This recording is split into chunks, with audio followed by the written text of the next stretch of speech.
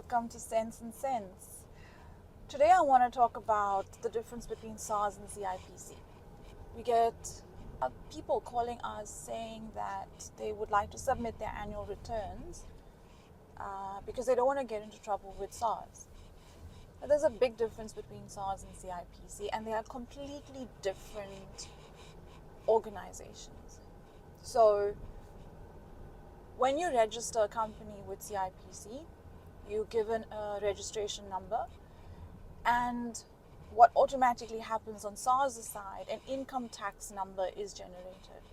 So what needs to happen on CIPC side of things, every year, within 30 days of your anniversary, every single year, anniversary of the registration of your company, you need to submit an annual return to CIPC. What you would do in that return is tell CIPC the amount of turnover you've made for that year.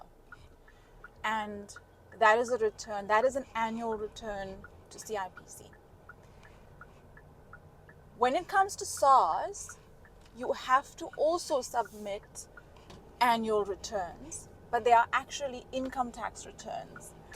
So you would have to, on SARS side, there's actually 3 tax returns that you need to submit, income tax returns. There's a provisional tax return, 2 provisional tax returns that happen every 6 months, and 1 income tax return that is submitted within 12 months of your financial year ending.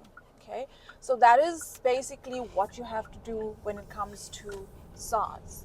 So please don't get it confused and think that, oh, if I've submitted annual returns to CIPC, I am good with SARS. You have to do both. And when you have to submit annual returns to CIPC, you need a set of financial statements for your company. And as well as for SARS, more importantly for SARS, because when you do submit an income tax return, one of the supporting documents that you have to submit is a set of financial statements. So please try and not get confused. They are 2 separate things and equally important. The last thing I want to talk about today is the fact that both SARS and CIPC are getting very strict with business owners, directors. So CIPC has been communicating with the general public about deregistering their companies if they haven't submitted annual returns. If you have more than 3 years outstanding for which you have not submitted annual returns, unfortunately, by now, at the time that you are viewing this, so CIPC has deregistered your company. You would not be able to submit any annual returns. And if you still obviously need that company, you would have to register a new one. So that's on CIPC side. On SARS side, you will find that you still have to make sure you submit the income tax returns before you can deregister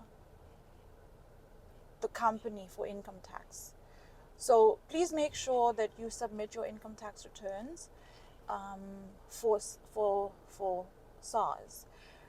What SARS is doing on their side is that they are levying administrative penalties for non-submission of returns. It can range anything from between 250 Rand a month for every month that the tax return is outstanding, upwards. We haven't yet got a ceiling, but it's anything from 250 Rand upwards. So please make sure that if you do have companies that you have not been using, if you have sort of fallen behind on your bookkeeping, accounting and taxes, that you find an accountant. And the onus is on you as a business owner to make sure that those returns are submitted on time and ask your accountant to show you the proof that they have done so.